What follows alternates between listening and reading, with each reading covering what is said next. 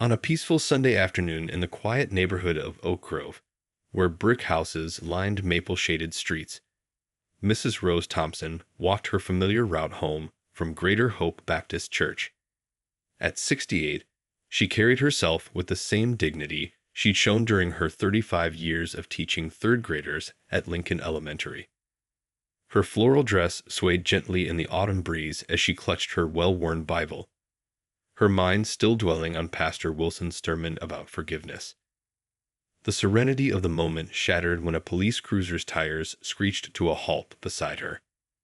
Officer Michael Reed, a man whose reputation cast a long shadow in the community, stepped out with his hand already resting on his belt, his cold eyes fixed on Mrs. Thompson, as if she were a threat rather than a beloved grandmother who'd shaped generations of young minds. "Ma'am, we've had reports of suspicious activity in this area," Officer Reed barked, though no such reports had been filed. The neighbors watching from their porches knew Mrs. Thompson. She taught many of their children, brought casseroles during hard times, and been a pillar of their community for decades. Mrs. Thompson's heart raced, but her voice remained steady, drawing on years of handling difficult situations in her classroom. "Officer, I'm just walking home from church, as I've done every Sunday for the past 40 years. She reached slowly for her ID in her purse, movements deliberate and calm. Officer Reed's response defied both protocol and basic human decency.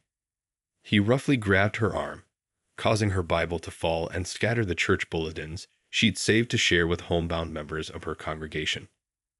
The scene drew gasps from onlookers, and phones emerged from pockets, recording what would soon become a watershed moment for their community. Mrs. Lee, who ran the corner grocery store, rushed out to help but was ordered to stay back. Young Mr. Parker, a high school teacher who lived across the street, began live-streaming the incident, his hands shaking with anger and disbelief. The community wasn't just watching, they were bearing witness. Despite the officer's aggressive behavior, Mrs. Thompson maintained her composure, though tears welled in her eyes. She thought of all the times she taught her students about treating others with respect, about standing tall in the face of injustice. Now she was living those lessons in the most painful way. The situation escalated when Officer Reed demanded she place her hands behind her back, claiming she was being uncooperative despite her clear compliance. The handcuffs bit into her wrists, cold metal against skin that had spent decades writing lessons on chalkboards and wiping away children's tears. As she was roughly guided toward the police car, Mrs. Thompson caught sight of Mrs. Chen, her neighbor of 20 years, running inside to make an urgent phone call. She knew her son, a prominent civil rights attorney, would soon hear about what was happening to his mother on the very streets where he'd learned to ride his bicycle. The gathered crowd's murmurs turned to outraged voices, their phones capturing every moment of this unwarranted assault on a woman who represented the very best of their community. Some began to sing Amazing Grace, the same hymn Mrs. Thompson had led in church choir just an hour earlier. This wasn't just another incident of police misconduct. It was a moment that would spark a movement, though no one knew it yet. As Mrs. Thompson sat in the back of the police car, she didn't pray for revenge. Instead, she prayed for understanding, for change, and for the strength to turn this moment of darkness into a light that could guide their community toward healing. Little did Officer Reed know that his actions that Sunday afternoon would set in motion events that would transform not only his own life, but the entire department's approach to community policing. The video footage was already spreading across social media, and Mrs. Thompson's son was about to get a call that would change everything. This was only the beginning of a story that would touch hearts, challenge assumptions, and ultimately lead to profound changes in how law enforcement and communities work together to build trust and understanding. In his downtown office, David Thompson was wrapping up a major civil rights case when his phone buzzed with dozens of notifications. As he scrolled through messages about his mother, his coffee cup slipped from his hand, shattering on the floor. The live-stream footage playing on his screen showed something he'd fought against for years, but never imagined would happen to his own family. "Cancel my meetings," he told his assistant, already grabbing his coat. The drive to Oak Grove Community Hospital felt endless, each traffic light an eternity. His mind raced between worry for his mother and the strategic steps he'd need to take. As a civil rights attorney, he'd handled countless cases of police misconduct. But this was different. This was personal. The hospital's fluorescent lights cast harsh shadows as he rushed through the corridors. He found his mother sitting upright in a hospital bed, her church dress replaced with a pale blue gown. Despite everything, she was comforting Mrs. Chen, who had driven her to the hospital and was more upset than Mrs. Thompson herself. "Mama," David said softly, his voice catching in his throat. The sight of bruises on her wrists from the handcuffs made his blood boil, but his mother's calm demeanor helped him maintain his composure.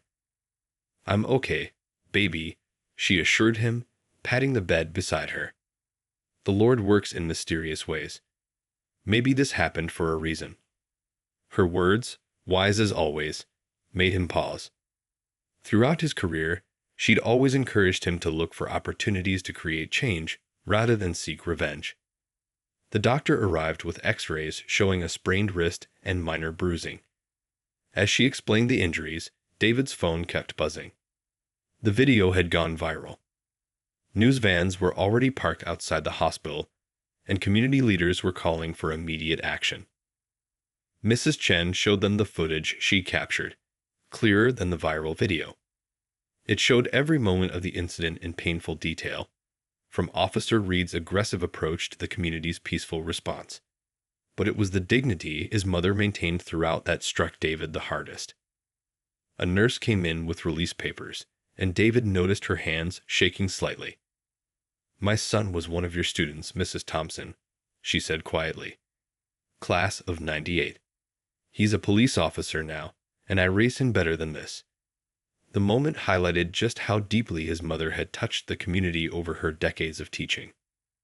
As David helped his mother gather her things, he noticed her picking up her fallen Bible from her purse. A passage had been bookmarked. "But I tell you, love your enemies and pray for those who persecute you." His mother had always lived by these words, and now she was teaching him one final lesson.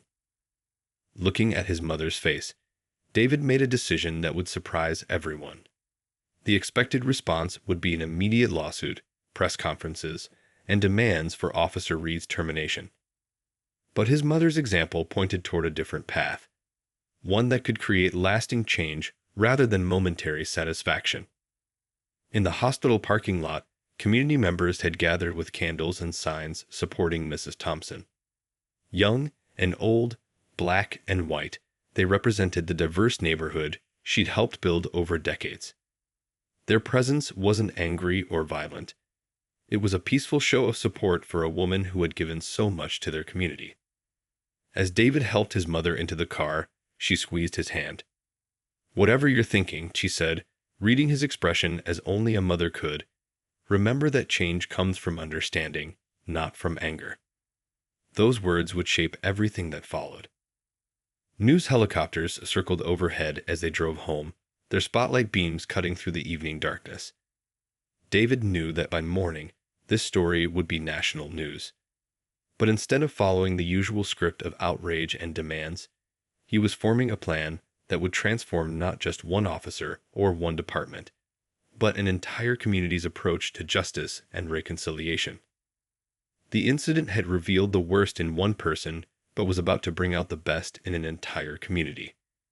As they pulled into the driveway of his childhood home, David realized this wasn't just another case. It was an opportunity to show the world a better way forward. As morning light filtered through the windows of Oak Grove Community Center, David Thompson stood before a packed room. News cameras lined the back wall, their red lights blinking expectantly. Everyone waited for the usual script: demands for firing, lawsuits, and protests. Instead, they witnessed something extraordinary. "My mother taught me that when someone pushes you down, you have two choices," David began, his voice steady. "You can push back, or you can reach out your hand and help them up. Today, we're choosing to reach out." The room fell silent, confused but intrigued by this unexpected approach. He outlined a bold plan. Instead of legal action, he proposed a community-wide initiative to bridge the gap between law enforcement and residents. The police chief, who'd arrived prepared for confrontation, sat straighter in his chair. This wasn't the battle he'd expected. It was an invitation to change. Mrs. Thompson, still showing bruises from the incident, stood beside her son. "For 35 years, I taught children that mistakes are opportunities to learn," she said, her teacher's voice carrying to every corner. "Officer Reed made a terrible mistake, but now we have an opportunity to teach something valuable." The proposal was unprecedented. A series of monthly meetings where police officers would sit down with community members to share stories, fears, and hopes. Officer Reed would be required to attend as part of his disciplinary action, but others could volunteer. The goal wasn't punishment. It was transformation. Local business owners offered their spaces for meetings. Mrs. Lee volunteered her grocery store's community room. The owner of the downtown diner promised to provide meals. Even skeptics found themselves nodding along as David explained how understanding could accomplish what anger never could. A young police officer raised his hand. "I grew up here," he said, voice shaking slightly. "Mrs. Thompson taught my sister. I want to be part of this." Others followed, both officers and residents, signing up to participate in what they were calling the Bridge Building Initiative. Officer Reed sat in the back, mandated to attend by his superiors. His face remained hard, but something flickered in his eyes when Mrs. Thompson walked over and sat beside him. "I forgive you," she said quietly, though nearby phones caught the moment. "Now, let's work together to make sure this never happens to anyone else." The media couldn't quite categorize the story. They'd come expecting outrage, but found wisdom instead. As cameras rolled, people who'd been neighbors for years began really talking to each other, sharing concerns they'd never voiced before. The community center buzzed with conversation long after the official meeting ended. David watched as his mother worked the room like she used to during parent-teacher conferences, making sure everyone felt heard. She stopped to comfort a crying rookie officer who admitted his fear of making mistakes, then moved on to reassure an elderly resident worried about speaking up at future meetings. The local paper's headline the next day read, "Community chooses healing over hatred." Below was a photo of Mrs. Thompson and Officer Reed sitting side by side, a powerful image of the possibility of change. Social media picked up the story, and soon other communities were reaching out, asking how they could start similar programs. What started as a response to one incident was becoming a movement. David's law firm offered free legal support to other cities wanting to implement similar initiatives. The police chief, seeing an opportunity to be part of positive change, committed to making the program part of official department policy. As the meeting wound down, Mrs. Thompson's church choir, who had been quietly setting up in the corner, began to sing "Bridge Over Troubled Water." The symbolism wasn't lost on anyone. People joined hands. Officers, residents, young, old, a living picture of community coming together. Looking around the room, David saw what his mother had seen all along, that the path to real change doesn't run through courtrooms or protest lines, but through living rooms and community centers where people can look into each other's eyes and see their shared humanity.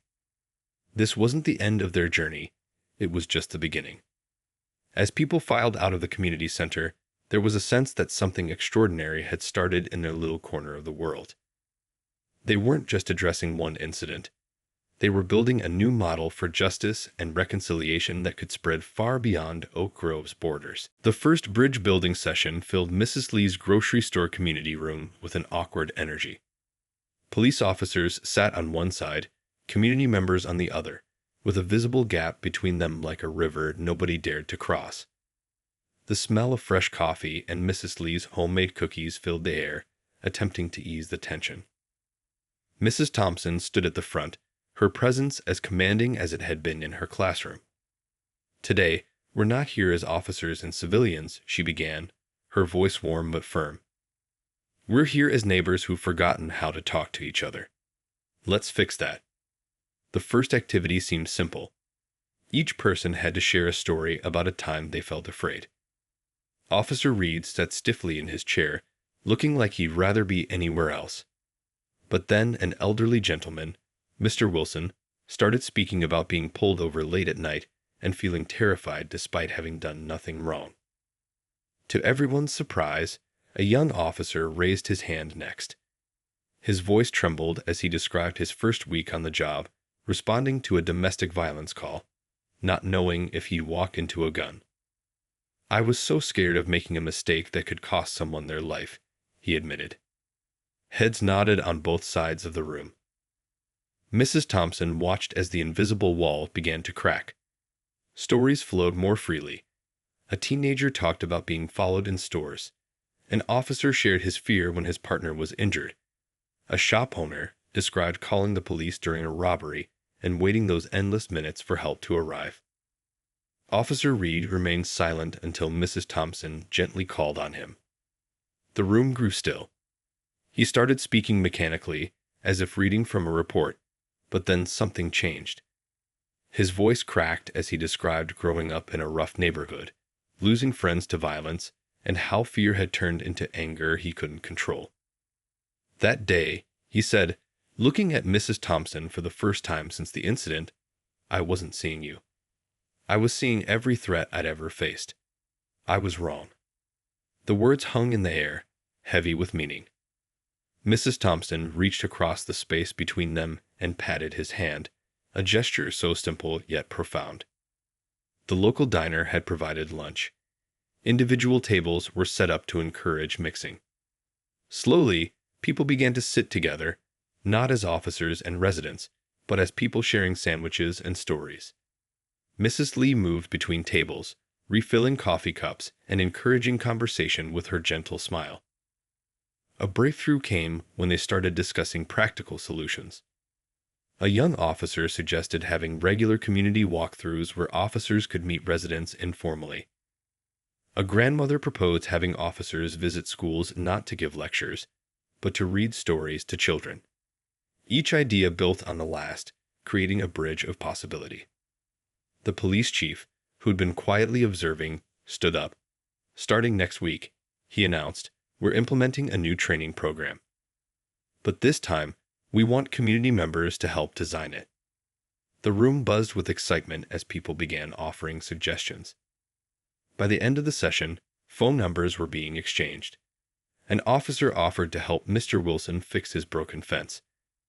A teenager volunteered to teach elderly residents about internet safety. Small steps, but each one closing the gap that had seemed so wide just hours before. As people began to leave, Officer Reed approached Mrs. Thompson. Their conversation was private, but the body language told the story. Two people finding common ground where there had been only conflict. When they shook hands, several people wiped away tears. David, who had been documenting everything for other communities wanting to implement similar programs, couldn't help but smile. His mother had turned a moment of pain into a movement of healing. News crews waiting outside wanted statements about progress, but the real story was in the small gestures. An officer helping an elderly lady with her coat, a teenager showing a police sergeant how to use a smartphone app. As Mrs. Lee locked up her store that evening, she looked at the empty room that had witnessed so much change in one day. The chairs were still arranged in a circle, like a physical reminder that community is about coming together, not standing apart. The next session was already full, with a waiting list of people eager to be part of this growing transformation. This wasn't just a meeting. It was the beginning of real change, happening one conversation, one story, one person at a time. 6 weeks into the bridge building initiative, Oak Grove witnessed a transformation that nobody had expected. The most remarkable change was in Officer Reed himself. The man who had once approached Mrs. Thompson with such hostility now spent his off-duty hours helping organize community events. On a crisp autumn morning, Officer Reed stood before a packed town hall meeting. His hands trembled slightly as he held a piece of paper, but his voice was clear and steady. "I came to this program because I was ordered to," he began, looking around the room. I'm staying because I want to, because I need to. The audience listened intently as he shared his journey. He spoke about growing up surrounded by violence, about joining the force with dreams of making a difference, and about how fear and prejudice had slowly poisoned those dreams. His voice cracked when he described the day he confronted Mrs. Thompson. I saw a threat where there was only grace, he admitted, his eyes meeting hers in the crowd. Mrs. Thompson didn't just forgive me. She showed me how to forgive myself and start over. Several of his fellow officers nodded, understanding the weight of this public transformation. Mrs. Thompson sat in the front row, dabbing her eyes with a handkerchief as Officer Reed announced his new role as the department's Community Relations Coordinator. The position had been created specifically to continue and expand the work they'd started. The changes weren't just personal, they were systemic. The police department had revised its training programs, incorporating lessons learned from the bridge building sessions. New officers now spent time volunteering in the community before ever putting on a uniform. Veteran officers were paired with community mentors who helped them understand the neighborhoods they served. Local businesses had gotten involved, too. Mrs. Lee's grocery store now hosted monthly coffee with a cop meetings where residents could chat informally with officers.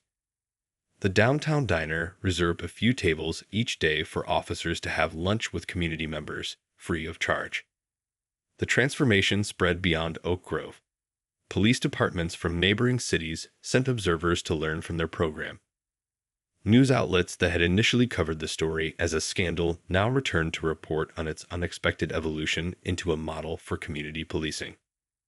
During a particularly moving moment, Officer Reed shared how his own children had noticed the change in him. "My daughter asked why I smile more now," he said, his voice thick with emotion. "I told her it's because I finally remembered why I became a police officer in the first place, to help people, not to fear them."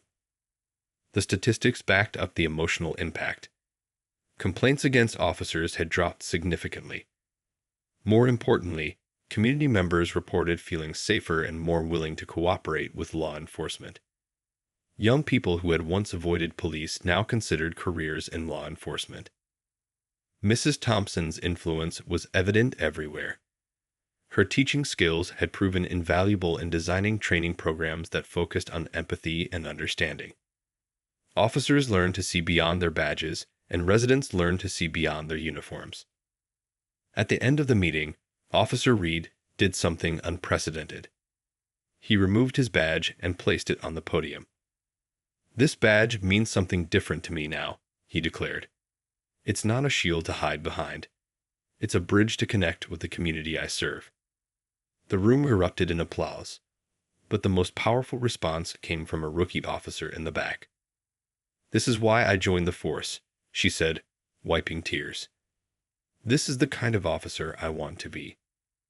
As people filed out of the town hall, there was a sense that they were part of something historic. What had started as a response to injustice had become a blueprint for change. Officer Reed stood at the door, shaking hands and sharing smiles with people who had once crossed the street to avoid him. Mrs. Thompson watched it all with quiet satisfaction. Her son David stood beside her, amazed at how his mother's wisdom had transformed not just one officer, but an entire community's approach to justice and understanding. The path forward was clear: one conversation, one change, one transformed heart at a time. The success of Oak Grove's bridge building initiative caught the attention of the state governor's office. On a bright spring morning, Mrs. Thompson and David found themselves standing before the state capitol, preparing to present their community's transformation to lawmakers and police chiefs from across the state. Inside the grand chamber, Mrs. Thompson's quiet strength commanded attention just as it had in her classroom for over 3 decades. She began with the story of that fateful Sunday, but quickly moved to what mattered most: the healing that followed. Officer Reed stood beside her, a living testament to the power of transformation. "What happened to me was painful," she told the hushed audience, "but what grew from that pain is changing lives." She described how their program had evolved, showing videos of community meetings, training sessions, and the daily interactions that were rebuilding trust between police and residents. David presented the practical framework they developed. "This isn't just about feelings," he explained, displaying charts showing dramatic decreases in complaints and increases in community cooperation. "It's about creating measurable, lasting change in how we approach public safety." The police chief from Oak Grove shared how the department's culture has shifted. "Our officers now spend their first month in community service before they ever write a ticket," he explained. "They help at senior centers, read to kids in schools, work in community gardens. They learn to see the humanity in the people they'll serve." Officer Reed's testimony brought many to tears. He described his journey from being the department's biggest liability to leading its community outreach efforts. "I was that officer who saw threats everywhere," he admitted. "Now I see neighbors, friends, people who trust us to protect them." During the breaks, police chiefs clustered around Mrs. Thompson and David, eager to learn more. How did they handle resistance? What about budget concerns? Mrs. Thompson answered each question with the patience of a seasoned teacher, while David provided the practical details they needed to implement similar programs. The governor announced a new statewide initiative based on Oak Grove's model. Police departments would receive funding and support to implement community bridge-building programs. Mrs. Thompson and Officer Reed would travel to help departments set up their own versions of the program. Local news crews interviewed young officers who'd been through the new training. "It's different now," one explained. "We're not just learning about law enforcement, we're learning about the communities we serve. We know the grandmothers, the shop owners, the kids. It changes how you do your job." Back in Oak Grove, the changes continued to ripple outward. The community center now hosted a youth leadership program where teenagers worked directly with police officers on community projects. Former adversaries became mentors, showing the next generation a new way forward. Mrs. Thompson's former students, now adults with their own children, joined the effort. They shared stories of how she taught them to face challenges with grace and wisdom. Her approach to that difficult Sunday had been consistent with everything she taught them about handling conflict and creating change. The state's largest police academy invited Mrs. Thompson to help redesign their training curriculum. "We're not just teaching police procedures anymore," the academy director announced. "We're teaching community building, cultural understanding, and conflict resolution." David watched with pride as his mother's influence spread beyond anything they'd imagined. What began as a response to one incident was becoming a movement, changing not just how police operated, but how communities thought about justice and reconciliation. At the end of the day, as they left the Capitol, a young legislative aide stopped Mrs. Thompson. "My brother is a police officer," she said softly. "This program, it might have saved his life. Not from violence, but from becoming someone he didn't want to be." The spring breeze carried the scent of cherry blossoms as they walked to their car. Mrs. Thompson smiled, thinking of all the seeds of change they planted that day. "Sometimes," she told David, "the best lessons come from our hardest moments."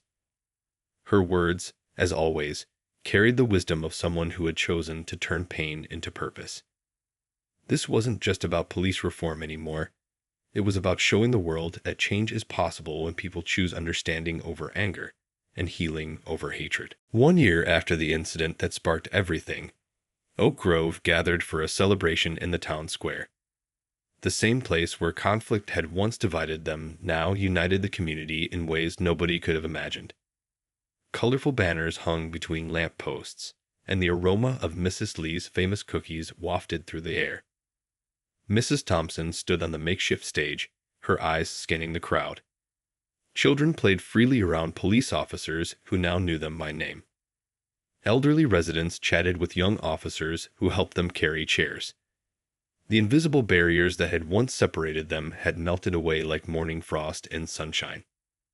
Officer Reed, now Officer of the Year, approached the podium. His transformation had become legendary beyond Oak Grove. Police academies showed videos of his journey in their training sessions. But today, he spoke from the heart about something more personal. A year ago, I was a man filled with fear disguised as anger, he said, his voice carrying across the square. Today, I'm part of a family. He gestured to the crowd, where his own children played with kids he once would have viewed with suspicion. Mrs. Thompson didn't just forgive me, she showed me how to forgive myself. The statistics told an impressive story. Complaints against officers down by 80%, community cooperation up by 90%, crime rates falling because people and police work together. But the real success stories were in the small moments. Officers being invited to family barbecues, teenagers volunteering at the police station, elderly residents feeling safe enough to take evening walks again. David shared how their program had spread to 50 other cities. Police departments across the country were sending officers to learn from Oak Grove's example. What started as one community's response to injustice had become a national model for police reform. Mrs. Lee took the stage to announce that her grocery store's community room, where those first difficult meetings had taken place, would be permanently dedicated as a space for police community programs. We started as strangers divided by fear, she said, wiping away tears. Now we're family joined by understanding. The police chief revealed a new department motto, serving with understanding. It had been suggested by a group of high school students who'd gone through their youth leadership program. The same teenagers who once avoided police now help train new officers in community relations. A quilt hung behind the stage, each patch representing a story of transformation. There was the officer who learned his bias had kept him from really protecting his community. The young man who discovered the police could be allies instead of enemies. The grandmother who now hosted weekly dinners for neighborhood officers. Mrs. Thompson's former students, some now parents themselves, had organized a scholarship fund in her name. It would help young people from the community pursue careers in law enforcement or social justice. She taught us that education is the bridge to understanding, one former student explained. The celebration wasn't just about looking back, it was about moving forward. New programs were announced. A community advisory board for police training, expanded youth mentorship opportunities, and regular town halls where officers and residents could address concerns before they became conflicts. As evening approached, the town square filled with music. Officers and residents danced together, shared meals, and told stories. Children played safely as parents watched without fear. The scene would have seemed impossible a year ago, but now it felt natural, as if this was how things were always meant to be. Mrs. Thompson watched it all from her chair, her heart full. A young officer approached with her 5-year-old daughter. "Tell Mrs. Thompson what you want to be when you grow up," she encouraged. The little girl smiled shyly. "A police officer who helps people, like you taught my mommy to be." As the sun set over Oak Grove, casting a golden light on the celebration, David sat beside his mother. "Did you ever imagine this?" he asked. She smiled, watching Officer Reed teaching a group of kids how to play basketball. "I imagined it every day in my classroom," she replied. "I just didn't know it would take a moment of darkness to help others see the light." The story of Oak Grove had become more than a lesson in police reform. It was a testament to the power of choosing understanding over division, hope over fear, and love over hatred.